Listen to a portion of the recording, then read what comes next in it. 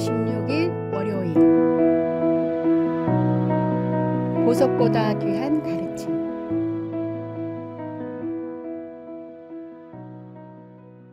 한 어머니가 어느 날 상점에서 새 옷을 구입했습니다. 집에 돌아와 다시 한번 입어보며 주머니에 손을 넣었는데 그 안에서 커다란 보석이 발견되었습니다. 순간 어머니는 마음이 흔들렸습니다.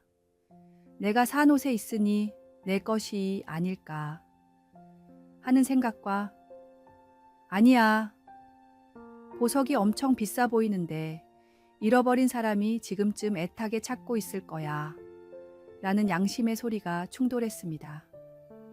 혼자서는 올바른 결정을 내리기 어려워 마을의 현명한 노인을 찾아가 조언을 구했습니다.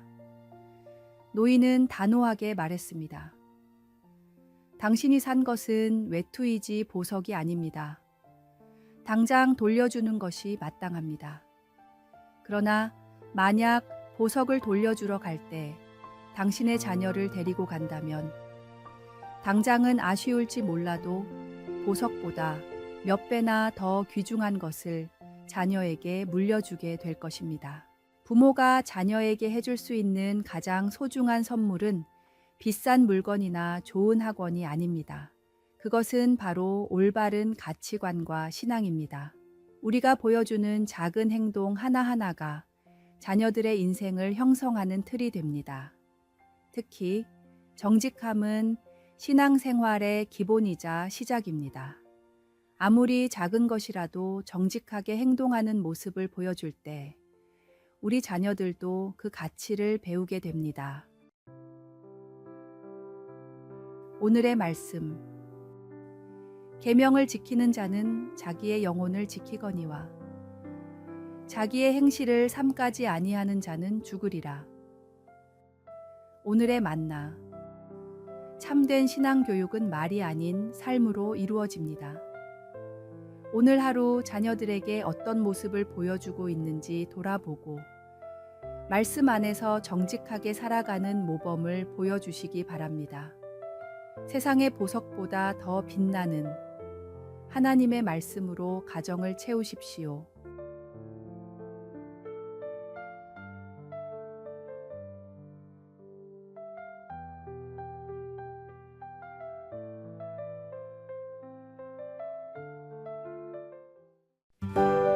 (6월 17일) 화요일 칭찬의 10가지 능력. 세계적 청소년 선교기관인 어와나 클럽이 뉴스레터에 게재한 칭찬의 10가지 능력을 살펴보겠습니다. 첫째, 칭찬은 행복을 10배로 키워주는 놀라운 약입니다. 둘째, 모든 상처를 낫게 해주는 만병통치 약입니다. 셋째, 보이지 않아도 영혼에까지 스며듭니다. 넷째, 보낸 대로 돌아오는 메아리입니다. 다섯째, 굳은 얼굴에 웃음을 꽃피우는 마술사입니다. 여섯째, 칭찬은 기쁨의 갈증을 해소시켜주는 생수입니다. 일곱째, 무료로 기쁨을 전해주는 전단지입니다. 여덟째, 무한한 가능성을 품고 있는 씨앗입니다. 아홉째, 몸과 마음에 활력을 주는 비타민입니다. 열째, 역사를 새로 쓰게 만드는 대통령입니다. 이런 놀라운 칭찬의 능력에 비해 칭찬을 하는 데 드는 노력은 너무나 작습니다. 그럼에도 우리는 종종 그 작은 노력조차 아끼며 칭찬에 인색하고 오히려 칭찬을 받기만 바랍니다.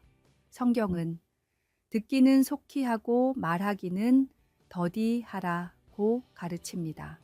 이는 다른 사람의 이야기를 경청하고 필요할 때 적절한 칭찬과 격려의 말을 하라는 뜻이기도 합니다. 오늘부터 만나는 사람들의 장점을 찾아 먼저 칭찬해 보십시오. 작은 칭찬 하나가 누군가에게는 큰 힘이 되고 그것이 당신에게도 좋은 평판으로 돌아올 것입니다. 오늘의 말씀. 내 사랑하는 형제들아, 너희가 알지니 사람마다 듣기는 속히 하고 말하기는 더디하며 성내기도 더디하라. 오늘의 만나. 오늘 하루 만나는 사람마다 진심 어린 칭찬 한마디를 건네보세요. 칭찬은 타인뿐 아니라 자신에게도 큰 기쁨을 가져다 줍니다. 하나님께서 우리를 인정하고 칭찬하시듯 우리도 서로를 북돋우며 격려합시다.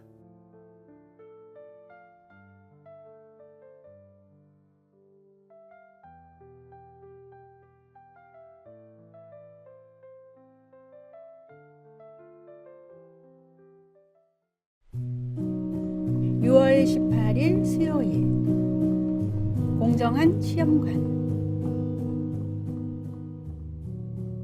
세종대왕 시절 정갑손이라는 사람이 함경도의 관찰사로 파견되었습니다. 그는 백성들을 잘 다스릴 수 있는 뛰어난 관리를 뽑기 위해 시험을 치렀습니다. 그런데 합격자 명단을 보고는 시험을 관리하던 책임자들을 모두 불러 엄하게 꾸짖었습니다. 여기 어째서 내 아들의 이름이 있는가? 내 아들이 평소 공부를 잘하지 못했다는 것은 누구보다 내가 잘 아는데 그대들이 나를 속일 수 있는가? 나의 비위를 맞추려고 이랬다면 부정을 저지른 것이니 잘못이고 내 아들의 실력을 좋게 보았다면 사람을 보는 눈이 없으니 그 또한 잘못이네. 한 번 더 기회를 줄 테니 정말 제대로 된 사람을 뽑아오게.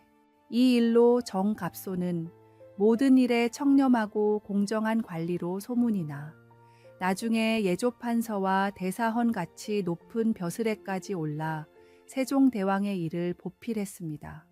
이 이야기는 우리에게 공정함의 중요성을 일깨워 줍니다. 사람은 자신과 가까운 사람들에게 편애하기 쉽습니다. 그러나 하나님은 우리에게 공의로운 판단을 요구하십니다. 특히 그리스도인들은 더욱 공정하고 정직하게 행동해야 합니다.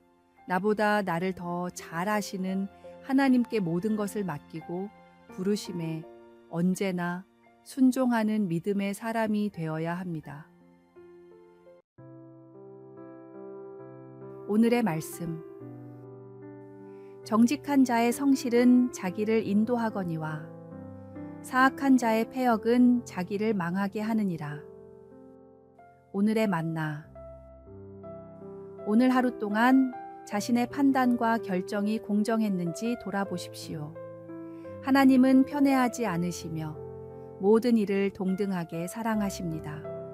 우리도 그 모범을 따라 공정하고 청렴한 삶을 살아갑시다.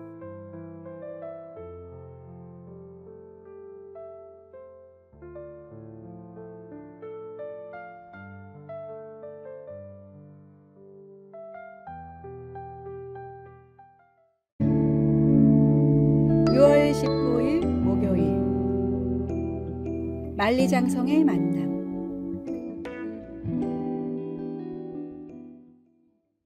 소프트뱅크의 손정혜 회장이 사업차 중국을 방문했을 때 만리장성을 구경하게 되었습니다.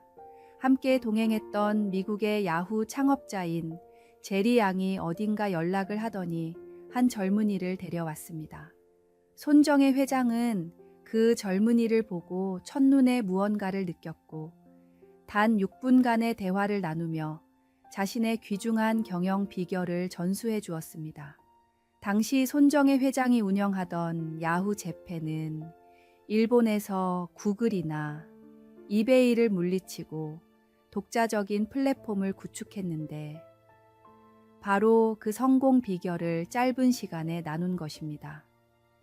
이 젊은이는 배움의 기회를 놓치지 않고 자기 사업에 적용했습니다. 그 결과 3년 만에 세계 최대 인터넷 기업인 이베이를 중국에서 앞지르는 기업이 되었고 10년 뒤에는 세계 최대 온라인 쇼핑몰로 성장했습니다. 만리장성에서 손정혜 회장을 만난 이 젊은이는 바로 알리바바의 창업자 마윈 회장이었습니다. 배움은 시간에 길고 짧음에 구애받지 않습니다.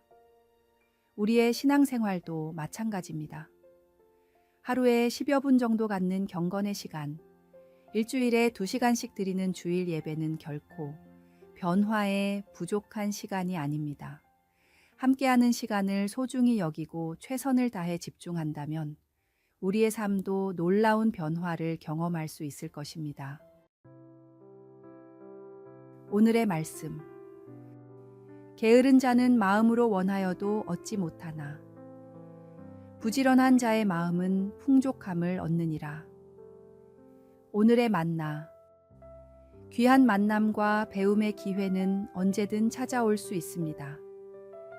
오늘 하루 주어진 모든 만남과 기회 속에서 하나님의 뜻을 발견하고 배우는 지혜를 구하십시오.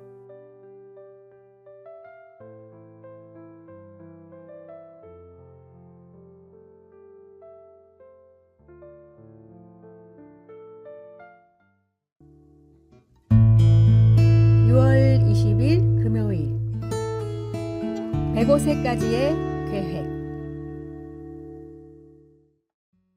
호서대를 설립한 강석규 박사가 95세가 되었을 때 외국어를 배우기 위해 학원을 찾았습니다. 주위 사람들은 그 나이에 외국어를 배워서 어디에 쓰려고 하느냐며 자주 물었습니다. 그럴 때마다 박사님은 이렇게 대답했습니다. 나는 젊었을 때 정말 열심히 일해서 실력도 인정받고 존경도 받으며 살았습니다. 65세에 은퇴할 때도 내 모습이 그렇게 자랑스러울 수 없었습니다. 이 정도 했으면 됐다. 앞으로는 편히 죽음을 준비하자라는 생각으로 살고 있었는데 그로부터 30년이 넘게 흘렀습니다. 덤으로 여겼던 인생이 무려 3분의 1이나 되었지요. 아무 의미 없는 시간을 30년이나 보낸 셈입니다. 나는 지금도 정신이 맑습니다. 내가 은퇴할 때 이 나이까지 살 줄 알았다면 절대로 이렇게 살지 않았을 것입니다. 내가 지금 어학 공부를 하려는 이유는 단 하나입니다. 10년 뒤 105세 생일에 하고 싶은 일을 미루다가 후회하는 인생이 되지 않기 위해서입니다.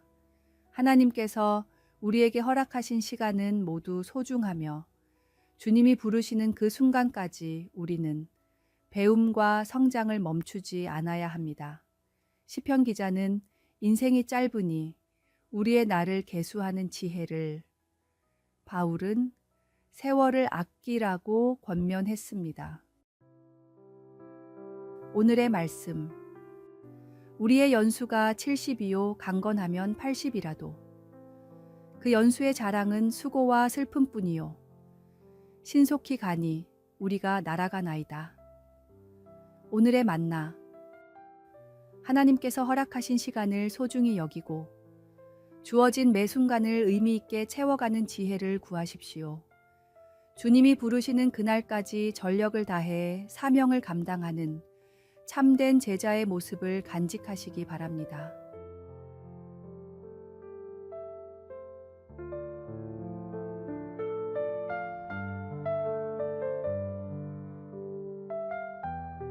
아래에 빨간색 글자 구독을 누르시어 더 많은 전도의 열매를 맺으시기를 기도합니다.